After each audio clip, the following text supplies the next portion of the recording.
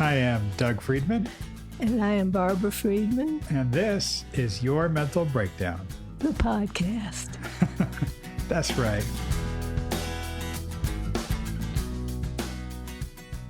Welcome back, Mommy. Well, thank you for having me. You're welcome. Well, you're having me. You had me. You had me many years ago. I did have you. That's yes. right. Uh-huh. Once. That was enough. Yeah. I'm glad that we're getting to do this again. We did Drew the first time. Now we're talking about Sarah. And that was exciting for me to have you do this because it's somebody who grew up in a cult. And I know you have experience working with that slightly different type of thing and a different era. When you were practicing way back when in the 1870s, when was it? Somewhere around there. Right. It made a real impression on me, like that kind of work that you were doing. Wow. I didn't even know you were that tuned into what I was doing. Oh, yeah. I mean, in a very big way. I actually did care about you back then, Mom. Okay.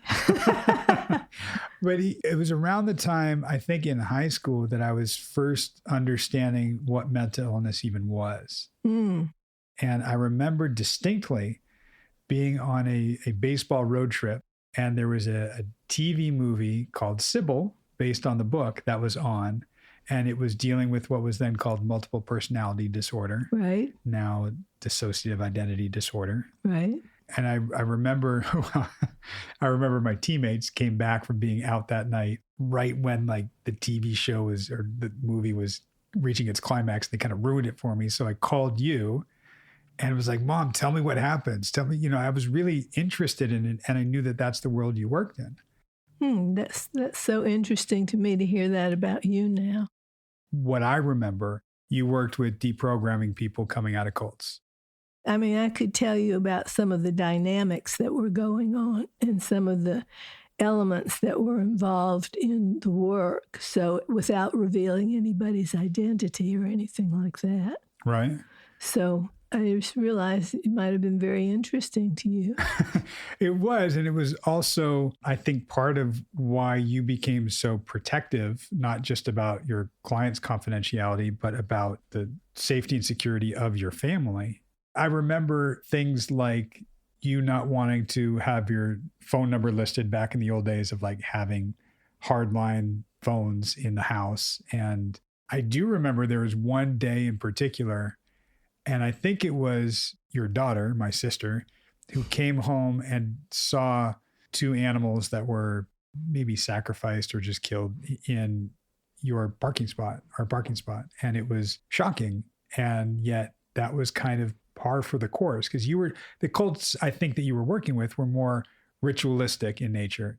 I do remember things like that and you just being very protective of your family, of us. Well, and I think because in that era, as far as therapists go, a lot of things were going on in the therapeutic world. Like, first of all, people who were working with that kind of clientele were being discredited as practitioners, for one thing. Right. And for another thing, there wasn't really too much of a way to verify what was going on with the people who were abusing the clients. Right. So a lot of it was shrouded in mystery, and a lot of it was just not known. When I think about my teenage years and you being a therapist and working with clients that were coming out of cults, my sample size for what a client was, it was very small. It was just you and your clients. I didn't know anything. So for me, I kind of thought anybody that was in a cult is going to have multiple personality disorder. And that meant every client is going to be almost like 12 clients in one. Oh, wow. It's amazing the conceptions that you build up in your mind. Oh, yeah. Yeah. I mean, even now to this day, I think I'm an incredible athlete, very, very smart, and I could do just about anything I set my mind to. As I said, it's incredible. Right? The conceptions and misconceptions in our minds, right? And MPD for me was really, really interesting because, a client that could present one day as a 6-year-old kid or a 60-year-old person or anywhere in between. I tend to be a little bit skeptical. What was important to me was that at the time I was starting out, part of my internship was at the Biofeedback Institute in Los Angeles. Right. So I was able to connect my clients to the biofeedback machines, which were computer driven. Right. And every time they switched personalities, all of the readings on the screen would just like, they would all change. Right. And people would have different blood pressure and different galvanic skin responses, and all sorts of different physical conditions.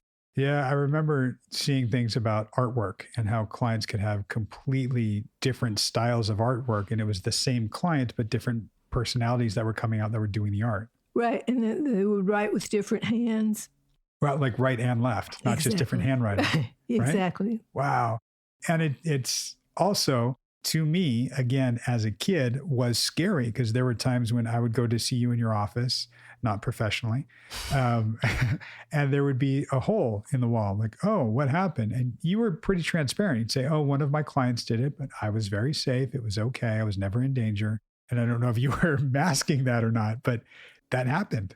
I remember as a kid just being both scared, intrigued, and just didn't really understand, but enough that when I saw that TV movie of Sybil, I called you and was really interested. And that did not make me want to become a therapist in any way. It was just made me interested in my mom's work. How interesting in itself, right? Right. I mean, because I never set out to work with this patient population. I was literally led into the process. I started out at the vet center working with Vietnam era vets. Right.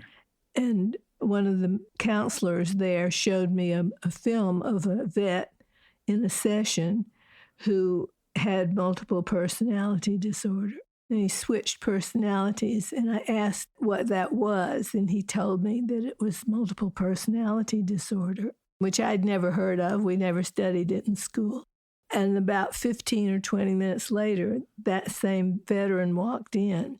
Oh, wow. The counselor said he hadn't seen him in a couple of years. So he walked in 20 minutes later, and we started having a conversation. He was actually a highly educated person with a doctorate degree in education, and we started talking about existential ontological security. Ooh. And I was like amazed that one of the guys who walked into the vet center could talk about something like that. He was pretty much amazed that one of the counselors knew. Right. Anyway, he wanted to do therapy with me there. And the policy there was that you couldn't turn a client away. Oh, wow. So I took him on as a client, and very shortly after that, he started splitting in his sessions and changing personalities in his sessions with me. As soon as the door was closed and we were talking, he would change. He was the one who suggested that I come to the Biofeedback Center and start working there because there was a much better level of understanding and therapeutic work that could be done there. Yeah, I remember when you were working at the vet center, because I remember actually at another young, impressionable age, seeing some of the movies there, or some of the films. I don't think they were movies. It was just film footage, and seeing what it actually looked like when people were in war and what happened. It's not just a TV show where you see a red dot when somebody gets shot. It looks a lot different. And it was really eye-opening to see this is real life. This is what happens in real life. And it's a lot different than we've seen it portrayed. And that, I think, is true of many, many things, right? And that's partly why we do this podcast, to show people what real sessions with the therapist can sound like. Right. And that's so important, in my opinion, because real therapy is very different from staged therapy. Yeah, stage therapy. Talk about that for a second. What do you mean by that? Well, when you're conscious that you have an audience, if the therapist is conscious of it and the client is conscious of it, then in some ways I think it can contaminate the therapy process. Right. Because part of what makes therapy so sacred is the privacy of it all. Right, right. And that's why we protect confidentiality so much. And that's why it isn't necessarily a public thing. I think people being more public about it is great. And people talking about being in therapy, what they learned in therapy, great. But actual sessions, that's different. Sure. And I think when people are willing to reveal things about themselves because they have that choice, Right. it's very different from if something about a person is being revealed without his saying so. Right. And even for this podcast, which all 12 of our listeners will appreciate, that I have had people want to work with me to be on the podcast, and I will screen them. And some of them do just want people voyeuristically to listen to what they're doing. And that's not the right fit for therapy, not for the podcast, but for therapy. I've even had a client that is a client of mine, that a fairly well-known client. And when I first got them and we were talking about it and I was telling them that I was going to do a podcast, they were very willing to be recorded for the podcast. And I thought, ooh, that's exciting because, they're a name, they're known. This is going to bring a lot of people in. And then I realized, no, that's what their life is about. Their work is about. They need a space that is separate from that. And they need to not have that and not have it be, like you said, Ma, staged therapy. Well, I think you're right. And there's something about therapy that to me feels like a sacred trust, that it's a relationship between people that's unlike any other relationship they have, and in the sense that there's an intimacy and self-revelation that's different from the way people generally converse. Yeah. And people ask me about being transparent in sessions. And it's something I do fairly often as it serves the client. And I'm adamant about that because I think, and we've talked about this, that other therapists reveal things and it's just them working their stuff out in session. That's wrong. That's actually not the way it's supposed to go. And I think that when we're doing that, we're building that trust and rapport and that relationship with client and therapist. That's so important. I mean, you've said it even on the last episode that you did with me, like, oh, I can see how you can do that now with Drew because you have that trust and you have that rapport, right? And that's something that you didn't grow up with the way, and by grow up, I mean, learn therapy, learn how to do what you're doing. That wasn't taught. No, it wasn't. And what was interesting to me is that somewhere along the line, as I was getting to the end of graduate school, I was very aware of something that one of my professors mentioned, which was that there's the skill and the craft of doing therapy, and then there's the art of doing therapy. And there's quite a difference between the art of therapy and the craft of therapy. From my point of view, you've elevated the work of therapy to an art. Thank you. And you're clearly biased being my mom, but I'll take it. It's something that I talk, yeah, I'm stepping on you. That's right. It's something I talk about quite a bit. And I didn't know that you had that experience with a professor in school because I say therapy is part art, part science.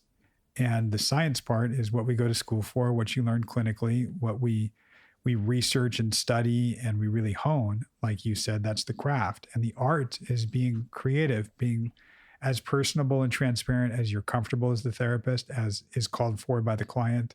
And like just getting a feel for somebody and something. And having been a musician and having acted like that, that's the art. I love the art.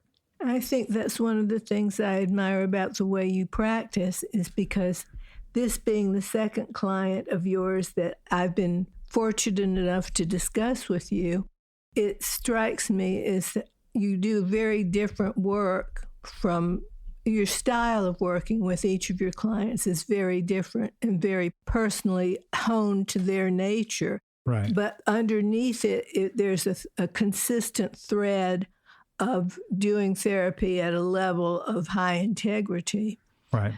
So thank you. You cover both of those areas really well. Thank you. Again, you're my mommy, so you have to say, well, no, you don't have to say nice. Yeah, that's true. And you know, knowing me as your mother, I wouldn't. So that's right. Well, speaking of saying nice things, the session you are about to hear, sort of like what we're talking about, that transparency, Sarah was a little anxious right off the bat because she was running late to our session. She needed a minute to kind of collect herself, and she was a little anxious, a little frustrated. And it was really cool to see her have that be okay, as opposed to completely derail her and have us veer way off. Oh, but nice. We got to kind of touch it right at the beginning. And even slightly before we hit record, we were just kind of like processing a little bit of that initial anxiety that she had. But you guys will hear it. We will be back with you shortly, and we'll break it on down. Sounds good. All right.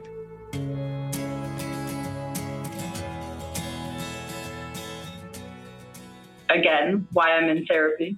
And then I was like, what would Doug do? We do just get frustrated, and it happens like that. Yep. Like it happens quick because we just have a reaction to things. And this is why sort of what we do and how we do it this way is more subtle, because we're trying to tweak that programming at the root of that, right? Because those moments, you don't consciously think that, you just get anxious at first. So you notice the anxiety first, then maybe you get a sense of where it's coming from. When I stopped freaking out, I was able to work through it. I'm trying.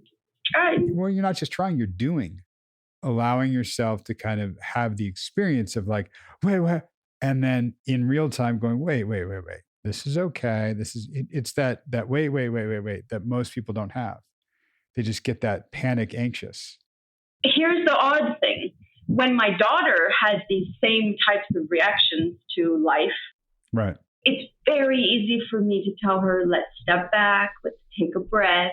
Right. Why is that not my reaction? Because I know what should happen, right? And I'm able to teach it to my daughter, but not somehow able to tell my own brain, yeah, you should be doing the exact same fucking thing, you cracker. Right there. That's because part of it is you will start to punish yourself and criticize yourself for not doing it, as opposed to, oh, you can be doing this. Wow, I'm so glad that I can see there's a way for me to do this. Cool, I'm teaching myself. Wow, that's wonderful. Thank you for being so nurturing to myself. We don't do that. So I can tell other people what to do. I just can't do it myself. Because seeing something objectively is much easier than seeing it in our subjective experience, because we have so many triggers and responses, reactions, right? It's so true. In fact, I've had a whole week of this nonsense. I've had a very stressful week overall. From my landlords raising our monthly rent. On top of that, I got hit with a medical bill that I had no idea about. So many crazy, weird things. And one of my main excellent points is budgeting. But it goes toward my neurosis and towards my awesomeness. Because on one hand, it allows me to always be fully aware of my financial picture. Right. And this is my brain, right? So in my brain, I know what's going on. And all of a sudden, there was just all this stuff coming at me. And I was like, oh my God. And finally, I just was like, okay, breathe, open my budget spreadsheet, and just start adding all the numbers and see how dire my situation is. Pause for a second. When you said that last bit, did that feel different for you? Just the fact that I stopped myself I went to reach for my Xanax, like I was starting stressed, and I was like, okay, I'm going to hold on a second. And I started to sort of... Right. But what felt different? What felt different, and how did you do that? How did you shift right there? Yeah, I mean, the stopping and, I don't know, just kind of recognizing the headspace I was in and thinking of a way to pull myself out of that headspace into a more productive headspace, which allowed me to kind of conquer both battles, right? Sure. Figure out my finances and stop stressing as much. That's actually amazing, because that's what it's all about. In that moment, before you were able to stop and pause, what were you feeling? I was feeling like everything was out of control. It's like nothing makes sense and I have to fix it. Yeah. And you're making those wild hand gestures. So it's like I was feeling out of control. I was feeling anxious, right? Out of control, overwhelmed, too much. Even if I were the kind of therapist, and I'm not, that would tell you what to do with each particular thing, it actually wouldn't help. It would feed that mechanism more than you realize. I actually appreciate that. I totally understand that, because it's a neurosis defect that I have. The deeper I go into the bits and pieces, the more Right. And here's, you ready to flip your noodle on this one, is if you or I gave you answers to all of those things, you would not feel more settled, and it would actually be sort of positive reinforcement for something negative in a way, or ineffective. So it's ineffective reinforcement, because it means, so I can have all of these things coming at me, feel incredibly overwhelmed, get an answer, and then feel better. So that's how I learn to repeat the cycle and get that need met. It will manifest in a way that you will see either in yourself or in other people, where they need to create a crisis or such drama or such overwhelm in order to reach out for help or for support. Why is this person always sounding so helpless? Well, that's how they learn to get help. I'm very judgy of people like that. I don't appreciate people who can't figure their own stuff out. Right. But I totally understand what you're saying there, and how the negative reinforcement would be actually, especially in my case, even more powerful than what we're sort of focusing on, which is, okay, like you always tell me, okay, take a breath, stop for a second, take a breath. So, right. To make matters worse, boyfriend is terrible when it comes to financial anything. He doesn't want to talk about it. I'm jumping in to stop you. I want to positively reinforce the good habits. And you can vent the negative stuff, sure. And a lot of therapy is just venting. So the reason I was bringing that up was because this was the first time I actually stopped and realized, hold on a second, he is not the person I need to be going to at this juncture. Because now he's feeling my stress, and then his stress, it's the only thing he will ever stress about, right? Because he has his own business, which is still in its sort of infant stages. So I am the sugar mama, or financial, I'm financially responsible for our household. Right.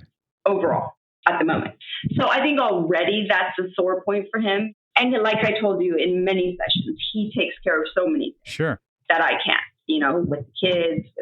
Here's my jumping, because you can go off and you can tell me more, and maybe a good therapist would let you.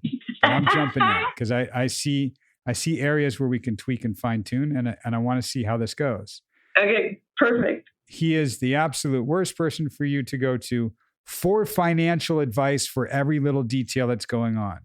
He might be the best person to go to if he could throw his arms around you, give you a hug, and help you slow it down, pause.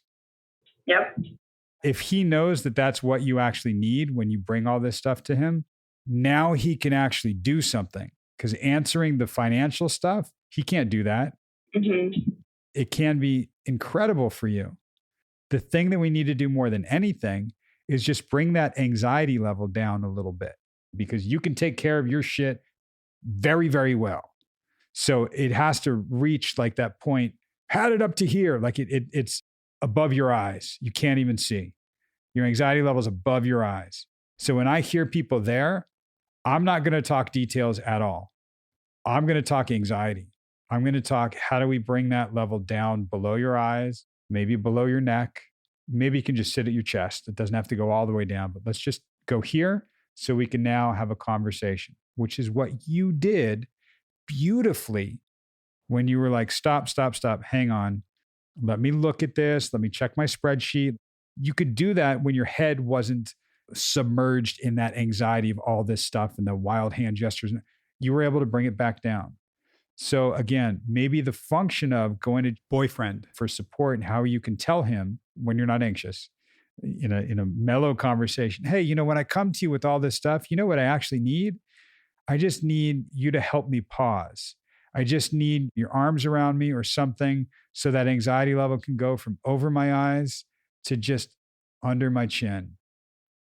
For everything that gives me anxiety in my life, including my ex-husband, anything that happens, boyfriend is literally the person you want in your corner. He's, like I told you, so calm, just very reassuring, and he brings me right back, except finances. And it just hit me the other day. I was like, I'd be better off going to my brother about my stress level on this, because he's like a mathematician. I think there's a sensitivity surrounding boyfriend. As soon as he senses stress on my end financially, instead of just giving me a hug and saying, we'll just work it out, he goes straight to, well, are we living above our means? Like, what can we cut out? And he starts getting even more stressful. And then I'm like, oh, no. Right. No, back up. That's great realization for you. Like, let me go to my brother, not him. Yep. Because when I go to boyfriend, he's triggered. And Exactly. what he feels is that guilt, shame, embarrassment. So what he does with those is he gets defensive. Reason. Well, for his reason. Sure. His reason, his subjective reason that you can't see, that's his. He owns that. Where we start having financial conversations and he starts getting very like touchy and kind of moody and like really like, am I making you feel this feeling somehow? I have to give that back to him because I think that's his own whatever is going on. And as much as I've tried to pull it out of him, I just don't think I don't even know if he knows what that is. Right. So I don't know. My lesson was just boyfriend, not the person to go to comfort when I'm having financial stress. So that was that. You just said a couple of things that are amazing because it's reshaping you and it's positively reinforcing you that, okay, I don't go to boyfriend. For that, I go to my brother. Okay, he has his stuff. I'm going to let him have it. That's his. Okay. The way that you're talking to yourself through me, but it's really you saying it. I'm saying it back to you. You're saying all the right stuff. It's amazing. Yeah, it's because you've been teaching me that. That's true. And I want to be very clear that you talking to me and us talking about this is you. You're doing the work. Most of what I'm doing, I hold the mirror up to you so you can see yourself. Yeah. I get a sense of who you are, how you parent your kids, how you weren't parented. And I hear you and I reflect it back. And in a sense, you and I are parenting you the way you didn't get parented. So anything that you go, oh, I get it from you, Doug. Okay. And I get it from you. So you're hearing yourself. Really? I mean, I'm a damn good interpreter. I'll take that. What you're talking about, what you're actually doing, not just trying, because you are doing this, is in effect parenting the version of yourself that didn't get parented. And it's the same little girl that went to the library and was reading all about different religions, all about different things, like getting knowledge and doing this and getting, as you say, data, right? Yep. Okay. I'm hearing data from you and I'm sending it back to you so you can go, oh yeah, that sounds good. Yeah, it came from you. Cool. Yeah. I like that. Yeah. So it's in there somewhere. Exactly. And we're kind of, again, positive reinforcement. We're reinforcing it. It's already there. We just need to reinforce it. That makes sense. When I was a smoker, I know I'm still a smoker technically, but when I was smoking cigarettes, right. I knew it was bad for me. I knew there was a possibility of developing lung cancer and dying. And I knew this. I was very aware. I was not uninformed. But every single time somebody would tell me that, I would be like, are you fucking kidding me? Like, get out of my face. Right. I know, and I've made a decision that I don't want to think about it. So to my point was, you're saying like there is those things in there somewhere. Mm-hmm. I'm just learning how to recognize them by you sort of showing it back to me in that metaphorical mirror. Right, exactly. And that's why last week I was telling you when you were talking to me about daughter, wow, if you went to her after reading Where the Red Fern Grows or whatever, and showed her what it was like, that's you doing it too. Something that, I mean, to me, so cool that we were able to talk about that stuff last week because it was, wow, it's right there. It's right there. You're doing it. I love it. Yeah, I love it. My interaction with her is so fun now. I've completely reset up her whole room. So it's like a spa and a library had a baby. So she's got like a day bed. We painted the walls this like really pretty, like spa blue-green color. She has a hammock chair and a huge bookshelf. So her whole room is just about reading books and literature. And it's so fun to connect with her on that level. I love it. So to be able to share that with my daughter is just so much fun. It's cool to hear that because it's you seeing in your daughter, and I say it this way because you've said the opposite before, the best in you, and her taking it and doing her version of it. Yep. It's amazing. Yeah. I love it. You've said to me, like, they have the worst of me in them. See the worst. Yep. And the best. They have both. And at some point, they're going to have their own version of that. Yeah. Hopefully without too much therapy. Sure. Be like, okay, let's talk about my childhood. My mother. Maybe, like, damn it. But and no matter what you do, if you're lucky, your kids will have an opportunity to talk to a therapist or a friend or a person. Absolutely. And walk through it, because all of us have unmet needs, have things that didn't go the way we wanted them to, and need to understand and figure out what that's like and what that means and how that is. Absolutely. The idea is something that you said very early on about them, which is we talk. We talk. Yep. And that's something that you didn't get to do when you were young. Startling to me that was your experience. You can't even question things. You can't ask things.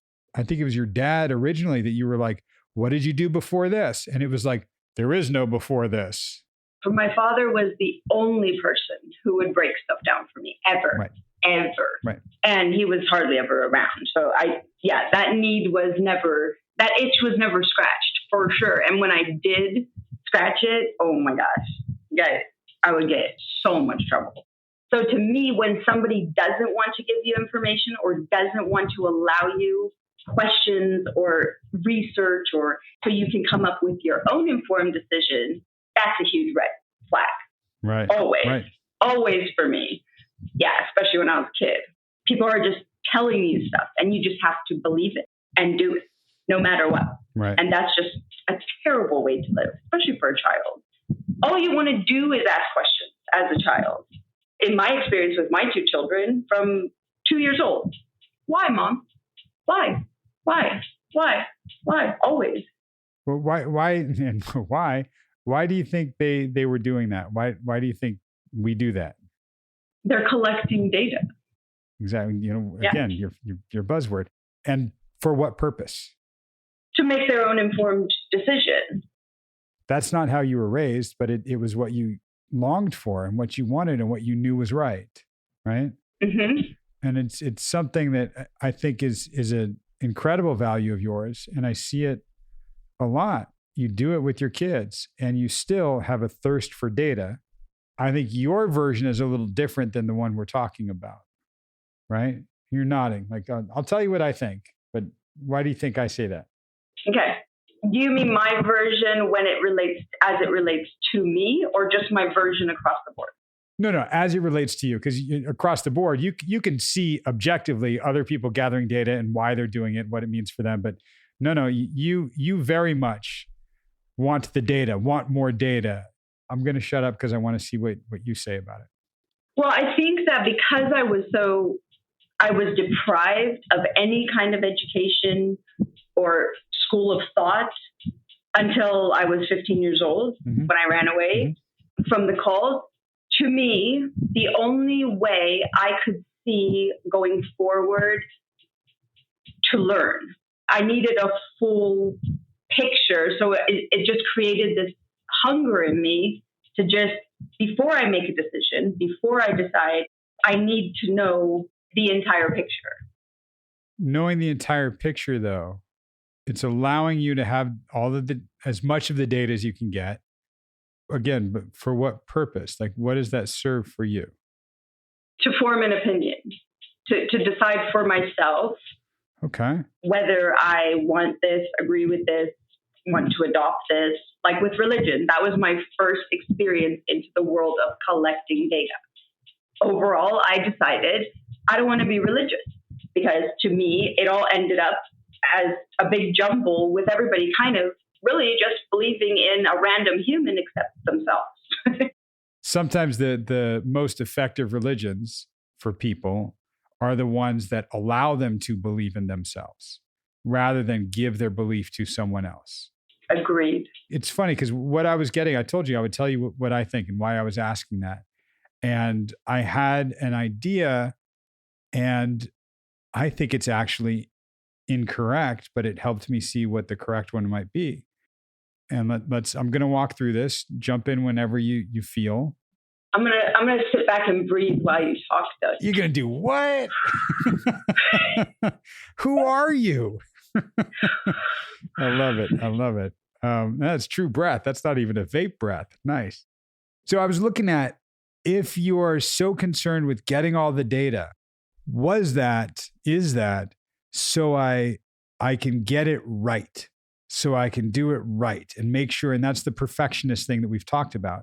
And I was looking for, am I going to hear that from you? I need to do it perfectly. I need to make sure it's above reproach, and I don't want to be punished, and I want to make sure I get it right, because if I don't get it right, there are severe consequences. That's what I thought. There's for sure an element of that, right. For sure, especially in certain situations, like in my professional life, for instance. Right. But in the end, I think it all boils down to, when I open my mouth and I say, no, this is the way that this works, or this is the way this happens, it's because I've collected enough data to be confident that I've made a decision. I'm not saying you have to agree with it, but I'm confident that that's what I believe. I think my assertion, there might have been some truth to what I was saying, because you said, like, yeah, there's an element of that. Yeah, absolutely. Yeah, that's there.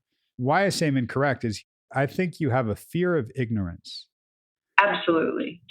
And I think it's there in large part because you've seen people and experienced people repeatedly doing things that not only don't make sense to you, but are inherently wrong and bad.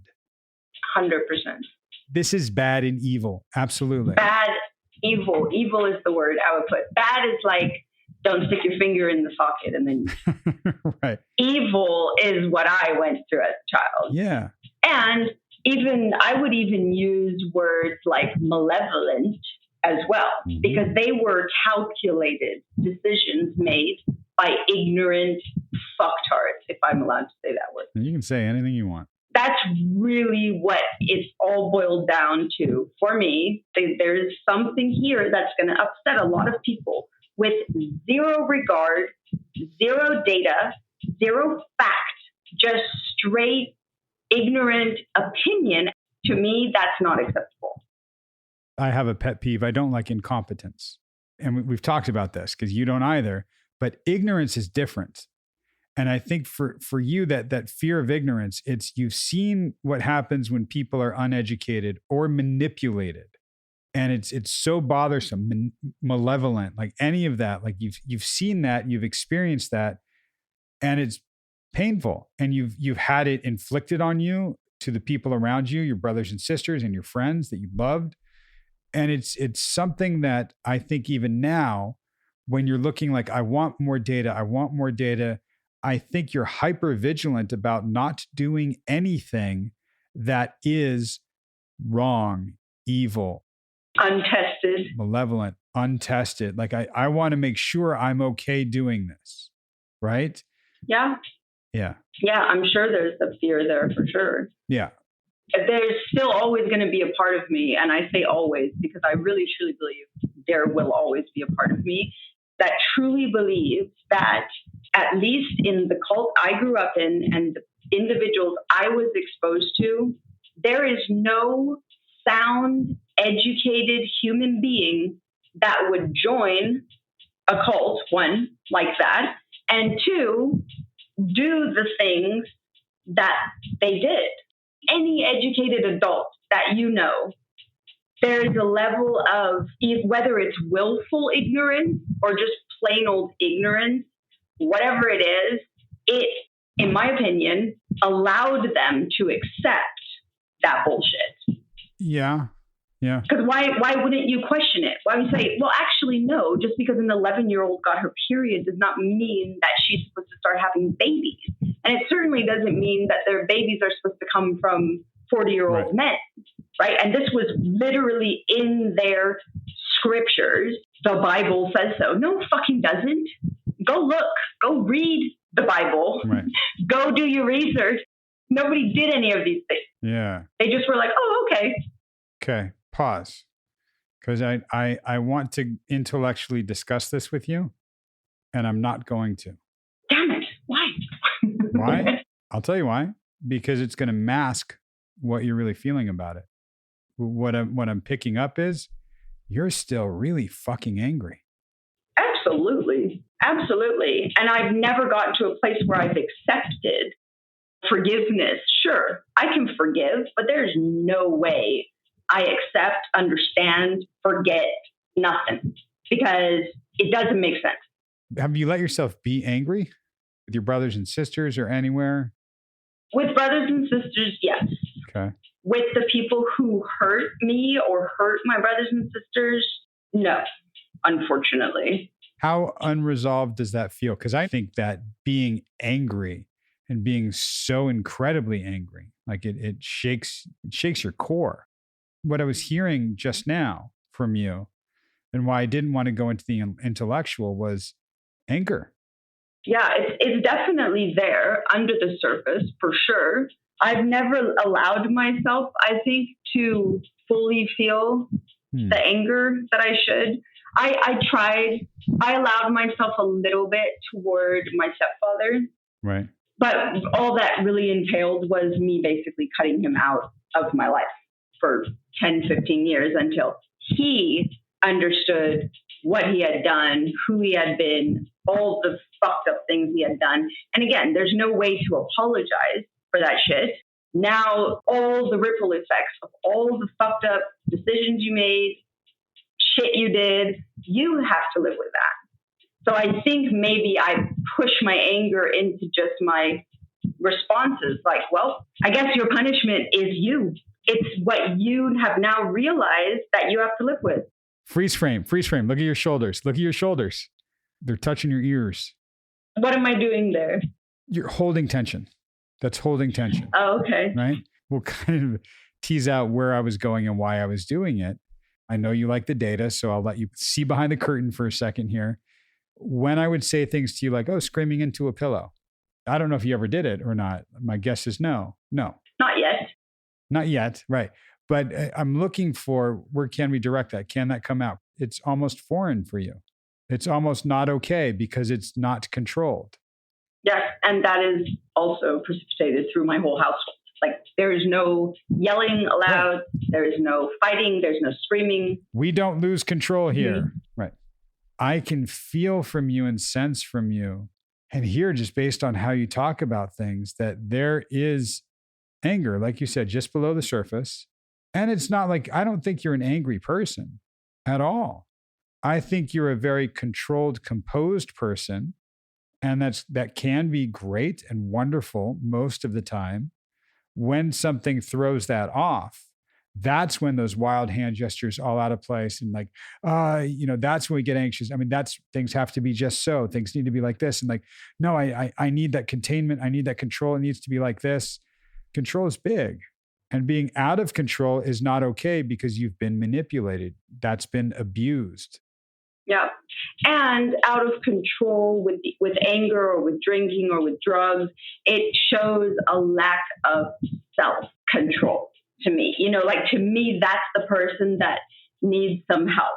Like, I need to take them out of the house and take them for a walk and explain to them that this is not how you behave right. around other humans.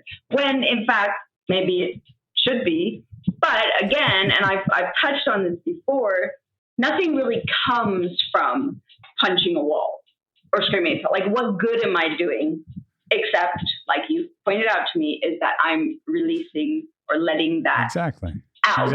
Yep. But then what? Then it still all happened.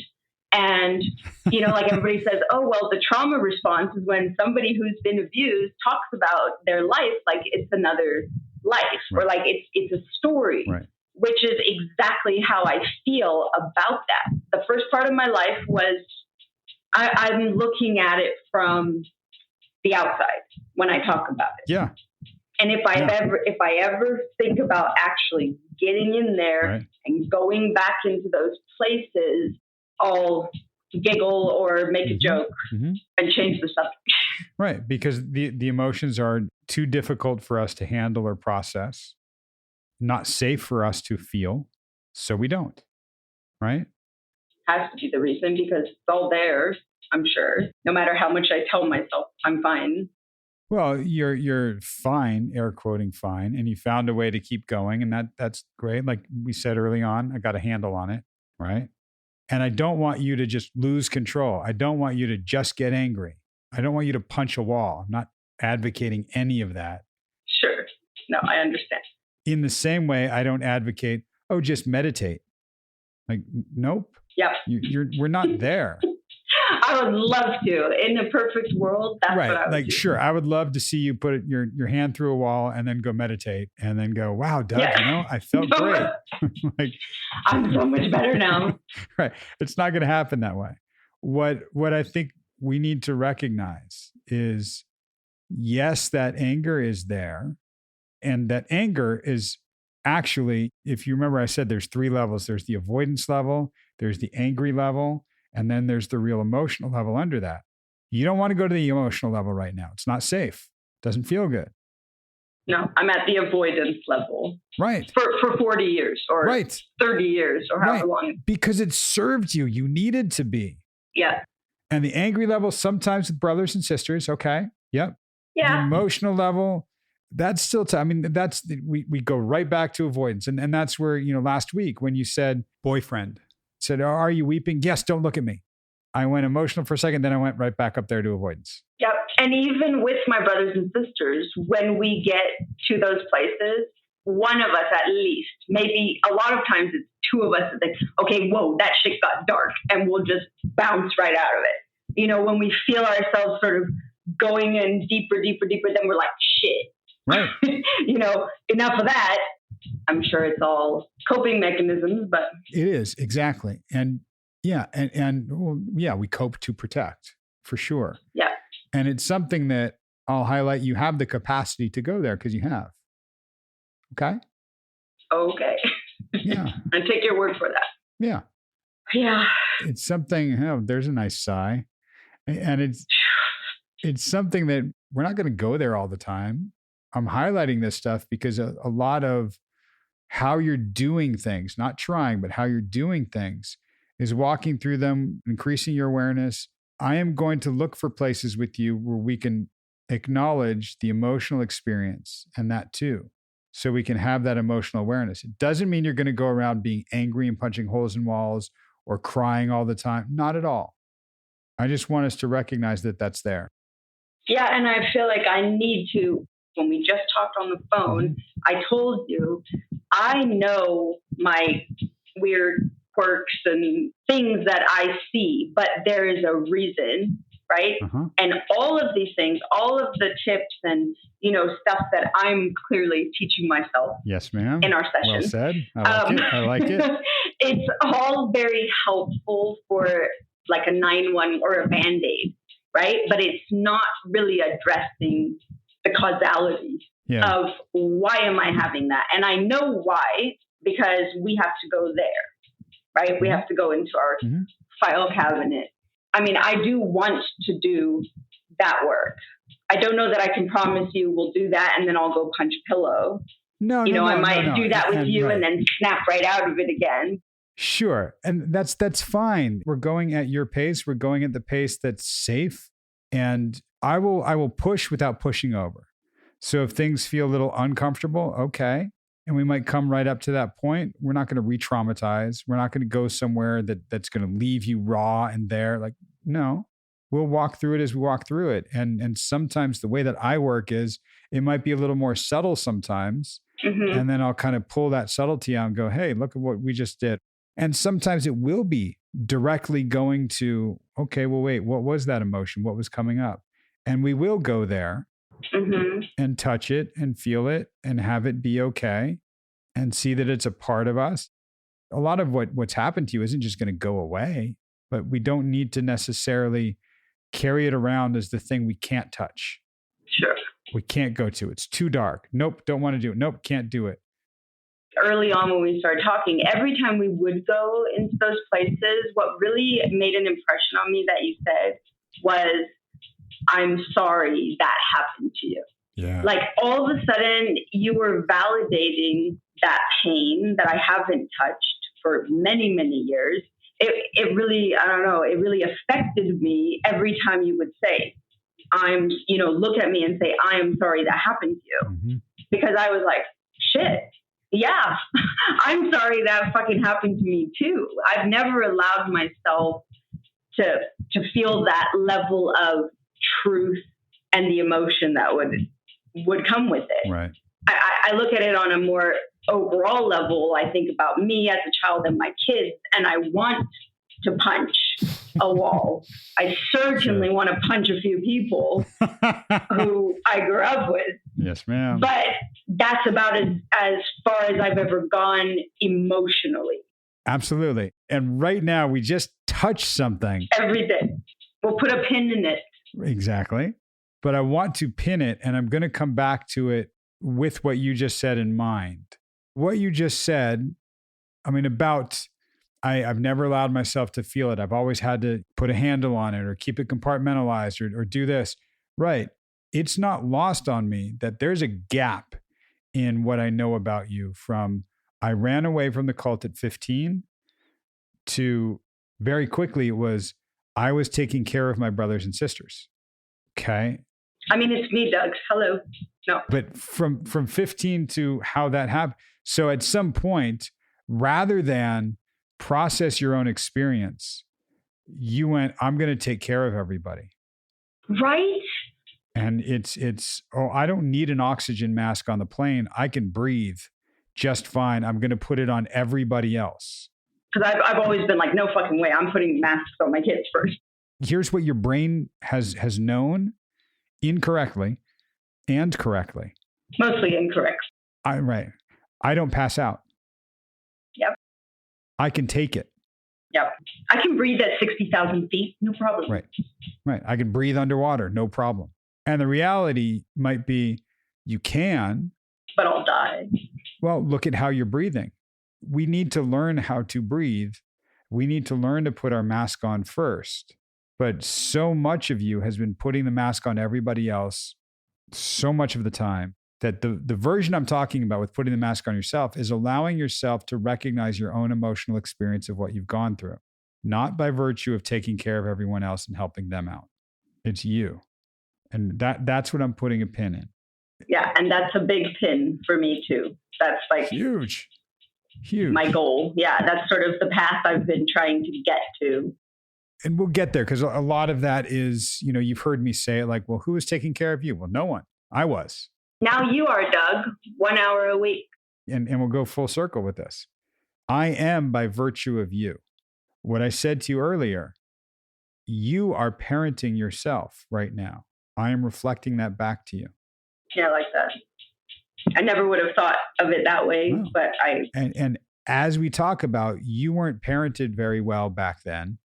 And that's an understatement. Yeah. You were parented horribly back then. You and I, you through me, have the opportunity to parent yourself now and see what that'll be like. What that might involve is bringing little Sarah out and letting her express her needs and her feelings so that we can be the parent she didn't get. And we can do that reparative work and have that experience. So those emotions that are underneath the avoidance, the anger, and that sit way down there, that place that brothers and sisters will go and then, whoa, that got deep. We can go there. We can go there and we can parent that and we can nurture that, validate that. Can't change it. We can't change it. We can't erase it. No. But we can see it and we can see you. Yes, absolutely. That's the healing. And I don't think we could have done that a few months ago. No. I don't know that we're going to be able to do it. I mean, you're like, I could go there. Sure. No, but I can do whatever. Right. But right now, nope. What you did right there. I know. What you did right there, I know. and if it makes it in the episode, we'll play it back and you'll hear it. That's you kind of going, I can do it. Like, right. We're going to do it in a compassionate, nurturing way. Okay. You are an incredible parent. Thank you. Giving you the opportunity to be that parent for yourself and hear what that's like. Man, that's going to be crazy. It's going to be crazy amazing. Yeah. I'm looking forward to that for sure. Yeah. We'll get there. I'm thinking through things more and hearing what we've talked about. So it's actually really quite amazing. Yeah. I don't nail it every time, but just the fact that I'm aware of the fact that I can take a breath and take a step back is already very exciting for me.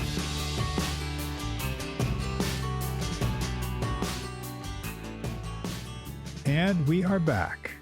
What'd you think, Ma? I think that she's made a lot of progress. This particular session is remarkable for marking that progress. How so? Well, there's a little bit of a shift for her, which I think is actually a big shift, in that she's letting you explain her process to her. Yeah. Much more in detail. And I have to say, to do that requires a level of vulnerability on her part that she hasn't shown before. In terms of measuring the kind of healing that she's doing and the kind of recovery that she's making, the fact that she doesn't have to be as defended against you is very important. And I noticed that I've been hearing in several of the recent sessions that the over-enunciation is falling by the wayside. Yeah. There was no over-enunciation here. But I think it struck me that when you're in a situation where you don't feel emotionally safe, right, and in a cult where people have access to you the way people had access to her, physically, mentally, emotionally, there was no way to keep herself private or separate from them. Right. She was almost like geared to not have a self. Exactly. That's what cults do. They isolate you, and then they destroy your individuality. Yeah, exactly. So she wasn't able to let that happen to herself. She maintained her individuality. And I think she did it by taking on the role of protector. Right. She was able to use herself as a buffer between her siblings and some of the other people in the cult, some of the other children in the cult, and the perpetrators. I remember an early session you did with her where she talked about her sister running to the bathroom to read a story or tell her a story before they were going to get punished. Well, when you think about it, if you're a kid and you know that somebody can stuff a bar of soap down your throat or lock you in a room without feeding you or listening to you cry or letting you out, and they have total control over you that way, then there is no way to feel safe. Right. And there's no way to feel that you can keep the sanctity of yourself apart from all that. Right. And so for her not to dissolve into victimhood, which she didn't do, she took on a buffering role. She took on the role of protector of the other kids. Yeah, and it's really interesting that you pointed out that way, because she will look at her brothers and sisters and some of the other people that she grew up with who had turned to drugs, or the sister that became a storyteller, and some that, when we were talking in the intro about multiple personality disorders, some will dissociate entirely from self and become a different person and personality altogether. So the bad thing happened to that person, and this person gets to be free from that, right? Right. Yeah, and it's I don't know that she's really got an appreciation for being that buffer, that protector, that's how she got through it and what she did. And it's a coping mechanism, and it's the wall that we talk about. Exactly. And I think that for her to be able to be victimized by people but not to become a victim was amazing. Oh, right. And she really did not like the term trauma survivor when I used that for her. Right. And she even said, yeah, I don't want to be one of those victims. Right. And I think we dug into that because I wanted her to recognize, and yet you were still victimized. Right. But, there's a huge amount of shame in that for the people who've been victimized, because somebody who has that kind of access to you owns your sense of self. That they just have every way of reaching you. There's no part of you that you can keep separate from them. Right. Which is why the alternate personalities form. Right. One of the reasons why. Sure. And it's also why we look for altered states. And even something which was really cool at the very beginning of this session, that she was a little anxious, and she even joked about it and said, I calmed myself down by not reaching for the Xanax, by stopping and recognizing my headspace. Even though she'll look at things like needing to hit the vape or needing to throw herself into data. She's very big on that. And that's where what she was saying about her neuroses and her awesomeness is budgeting, like around budgeting. I'm really good at finances. I'm really good at this. She'll throw herself into that as a way of calming herself down. Yet I kind of think that's a way of keeping herself up and keeping herself in that, like you said, buffering mode, or that guard, that uber control. Well, she has to have a sense of mastery over something. If your only options are to be completely victimized or have some mastery over something, you're going to go for the mastery. Oh, yeah, absolutely. She can have a moment of feeling out of control and anxious and calm herself without going towards something just to cope with that, like taking a beat and recognizing that's what she was feeling. And it was really interesting to walk through it with her and talk about this with her and hear her start to go into it again. Well, it was wonderful from my point of view to hear her do that with you, because for one thing, she is an extraordinarily intelligent person. Right. She's really, really smart. And I think she's finally accepting the fact that you're pretty smart yourself. She doesn't know you as well as I do, but I have my moments. That you really do, a lot of them. And they were both in this session. Right. You were like a worthy teacher. She granted you that you were a worthy teacher for her. And I was aware of that early on and was really looking for, I don't want to be the teacher that's the same white male power figure, dominant, controlling, expert. Like, nope, I don't want to have that role. So every time she would say something like, oh, yeah, I'm probably wrong. You tell me what it is. Like, well, no, I'll tell you what I'm thinking, but you go first. Yeah. Wow, look at that. You weren't wrong. And I kept wanting to show that she is ultimately the teacher. And that's what we wound up with towards the end of this session. She's parenting herself. Exactly. But it's because of the exquisite nature of the way you've been doing therapy with her that came about. Thank you. And it really is the two of us, because what you're talking about, that, and we've mentioned this a few times, the trust and the vulnerability and the rapport. She was going into something and I stopped her twice. And I really said, hey, I'm going to jump in here. It kind of was a leap on my part. I knew we had that trust and I knew she would do it. I had to be careful that she wasn't doing it because the guy in control told her to, right? That would be re-traumatizing without her unconsciously re-traumatizing, right? So I stopped her and just said, hey, I want to jump in. And even joking, like, yeah, a better therapist would just let you rant to kind of downplay it. And she'd go, no. Yeah, no, you're good. I got you. Let's go. What is this? And we were able to do what you were alluding to, talk about the process, not the content. Exactly. And that was an enormous amount of trust on her part, because she's so armored and so, I don't like to say defended, because I think that does a disservice to her. I think she was protected, but not defended. Right. And she's stronger than someone who's defended. So I was very impressed with that. But she was able to let you lead her where you wanted her to go. Right. And right. you were, on your end of it, have been taking the time to do that incrementally as she gets to the point where she can take over her part of the process. Right. That's the art of therapy, in my opinion. Nice. Well, I am an artist. You are indeed. It's cool that she's trusting that and going with that, because it's art that involves somebody else. And we're talking about the way somebody thinks and feels and processes. That really is. And I mean, part art, part brain surgery, so to speak. And you have to blend the two. Exactly. And it made me stop and think that in one way of looking at it, the whole business of therapy is a matter of learning to trust.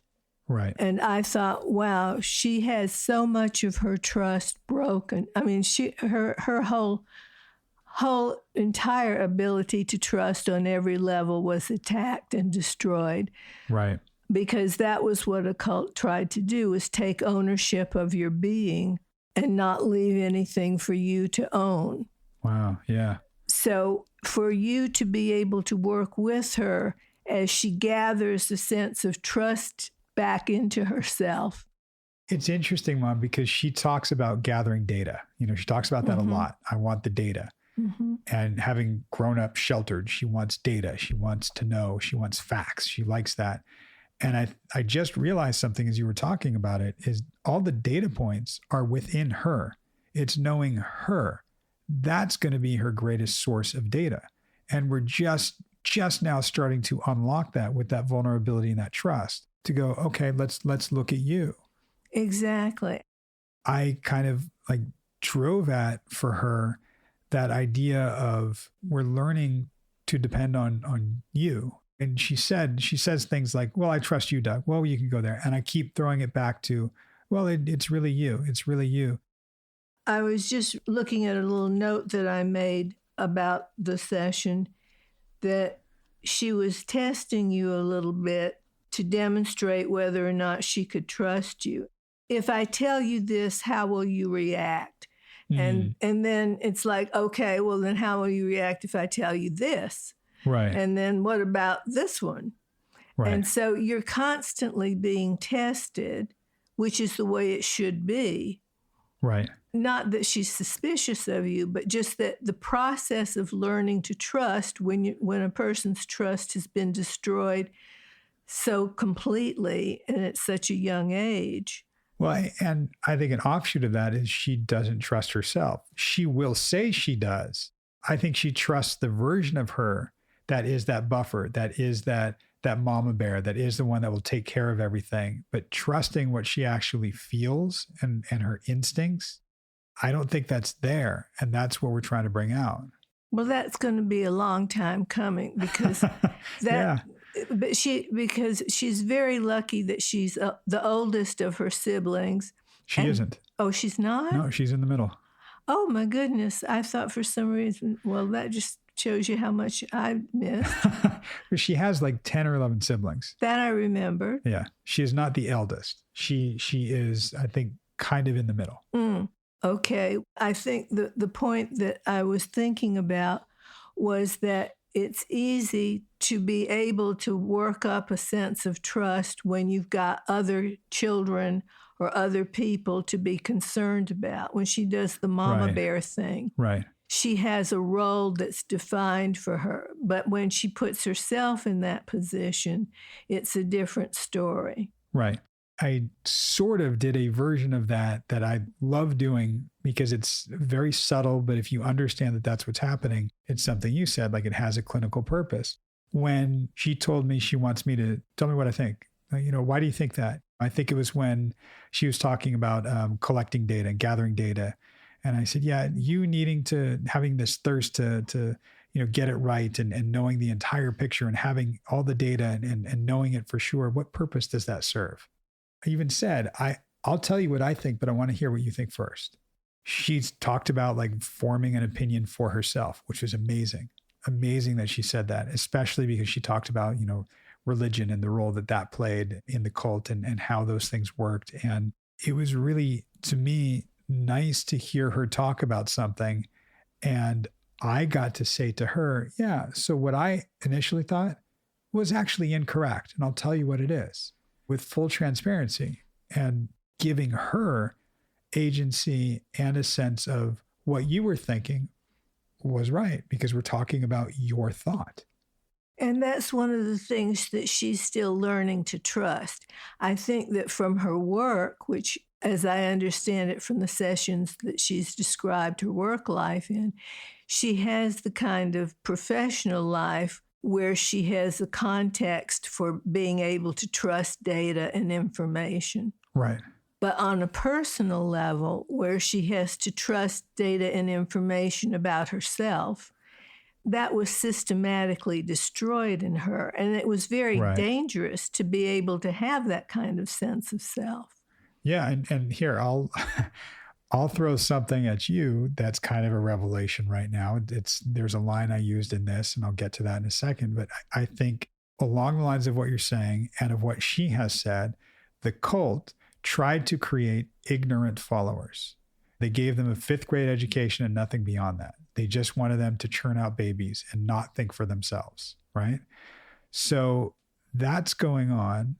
And as she was talking about collecting data and gathering the information, what I wrongly thought, and this is what I told her, is that it was that perfectionist thing. So if you gather all the data and you do something above reproach, you will not get beaten and you will be okay. That's wrong. And she said, well, no, there's still an element of that. Like, okay, there's also something else there. And that's when I said the line that I think is very accurate here, which is, I think you have a fear of ignorance. And I'll take it one step further as we break it down, that fear of ignorance, her sense of self was kept ignorant. So there's a fear of that self, which is a beautiful self. It's her as she originally formulated, as she was, as she knew things were wrong or things were right, like her gut, her instinct. But that was trained to become ignorant, and she fears that, so that doesn't get to come out. Very interesting. Right? Like, did I get a little too heady there? I think I'd love to hear you go back and say it again in other words, but I'm not sure if this is the time to do that or not. Well, let's scratch at it a little bit. Oh, I'd love that. Sure. So the idea of being kept ignorant, I think we've established what that means in cult life for her. I think her sense of self was never really allowed to come out. It's something that, whether it's her instinct or her nature, she said it in different ways. Like, I'm a happy person at my core. Like, maybe at your core, but there's the real protective layer around it. Then there's a kind of false happy core that's just showing people everything's happy or here's how it needs to be happy. But her core, that to me, and I use the word ignorant, it's not actually ignorant. It's not trusted by her, not safe. It's too vulnerable. So it's protected. Yeah. I mean, it could have gotten her virtually killed, not literally, but I mean, unless virtually and literally beaten and punished. I mean, it did. If she had been hurt badly enough and neglected long enough, it might have had dire consequences. Well, for some of her siblings and for some other people in the cult, it did. You know, she said several times, there were countless people that I knew that I grew up with that have committed suicide, that have turned to drugs. And I didn't, right? And that's something that I think is somewhat heroic. It's also incredibly tragic. It is. And the irony is that the very thing that could keep you safe could get you killed. That if she knew too much about herself and how life worked, she could be destroyed by the people in the cult. Right. Which is why she had to leave in order to figure that out and follow that. Right. And thank goodness she knew to leave. I mean, at 15 years old, that's just amazing to me. Right. And it's something that I don't ever want to gloss over with her, that she just did that, because that's huge. And something about talking about it, especially in this episode, because I during this session, I poked at it, that when she was talking about the cult, she was getting intellectual, which she often does. and going, okay, so why are these people like this? Why would any educated human do this? And what? And she's trying to understand it. And that's something that she says to herself a lot. And to me, I'm trying to understand. I'm trying to understand. And I just wanted to stop and go, hey, I don't want to go intellectual. You sound really angry. And let her tap into that. And she even said, I've never allowed myself to fully feel the anger. Right? That's going to be so healing for her when she does, but it's going to be terrifying to get there. Oh, yeah. Yeah. And that's, I even half jokingly said to her, I'd love to see you put your hand through a wall and then go meditate. I love that when you said that. Right. And that's, I say this to clients a lot, that there's, to me, there's, and you can see the visual, but people on the podcast can't. I say that there's 3 levels. There's the avoidance level, where we'll just not talk about something or do drugs or work a lot or whatever it is. We will avoid something. Then there's the anger level, where we'll hold it. And then there's the level underneath the anger, where if we can access the anger and then go beyond that, these are the real feelings. This is what's really going on. These are the emotions that are not safe to feel. Right. And trying to integrate those back into herself, right, without feeling that it makes her too vulnerable, right, would be wonderful for her. That would be so restorative for her. And that's what we're doing. That's what I was saying about you are parenting yourself. And I even said that thing, when we were talking about the oxygen mask, like learning to put it on yourself first, right? Taking care of yourself first. And she said, well, get there. And I was saying something like, well, who's taking care of you? And she said, well, you are, Doug. I loved that because this was the session where she literally made a statement of trusting you. Yes. Yes. And I will say this too, objectively, I love how I handled that and threw that back to her. Yes. And I think I know you well enough to know that inside you loved how it made you feel, because this is why you do the work you do. Yeah. And the old me, I think before I became a therapist, maybe even early on as a therapist, I'd like to think not, but maybe early on, someone would say, well, now you're taking care of me, Doug. I would go, yes, I am. And it would feel great. And I'm doing great at my job. And that is wonderful. And the level that I reach now, that is, yes, I am, by virtue of doing this with you. Well, you just have to admit that you've matured.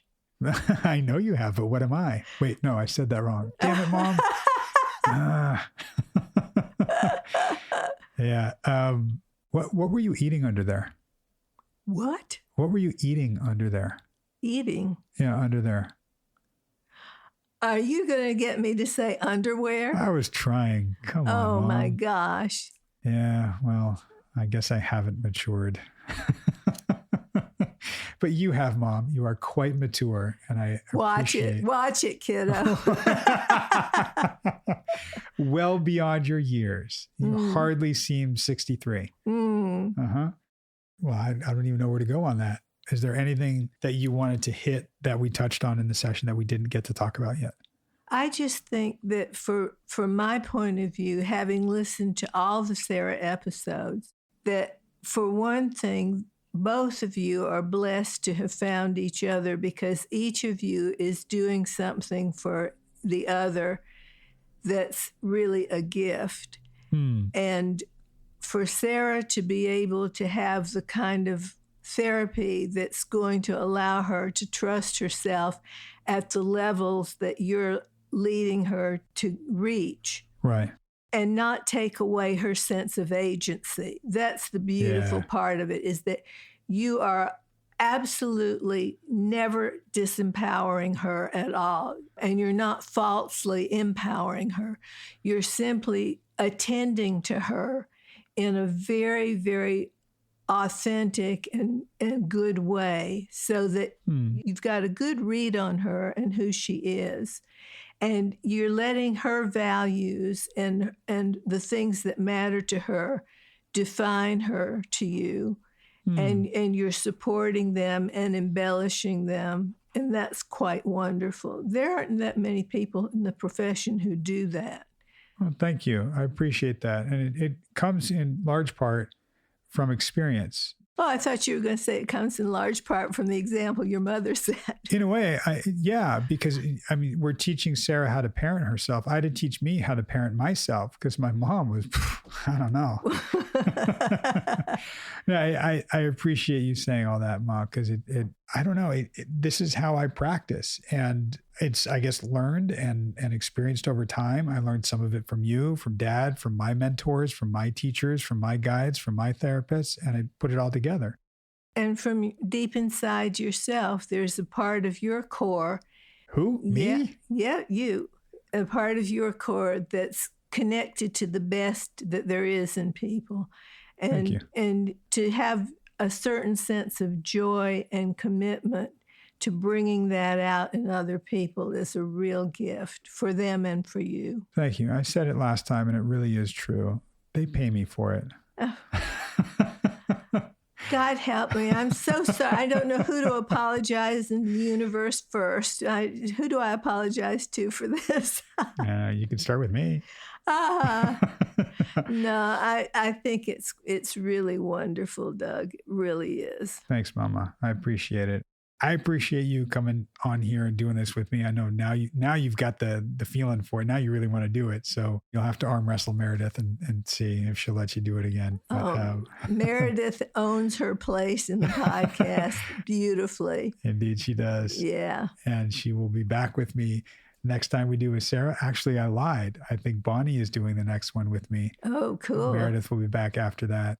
And she is on the Patreon with me. You actually did both, Ma. You were the first one to be on an episode with me that aired on the main podcast and the Patreon. Really? Yeah. What do you think about that? I think that's great. Yeah. Wow. That's right. I'm honored. Those residual checks are just going to come rolling in. All right, guys. Thank you guys for listening. Mama, thank you for joining me or letting me join you here in your home. Thank you for having me, Douglas. I really appreciate it. You're very welcome. And we will talk at you guys soon. Bye. Bye.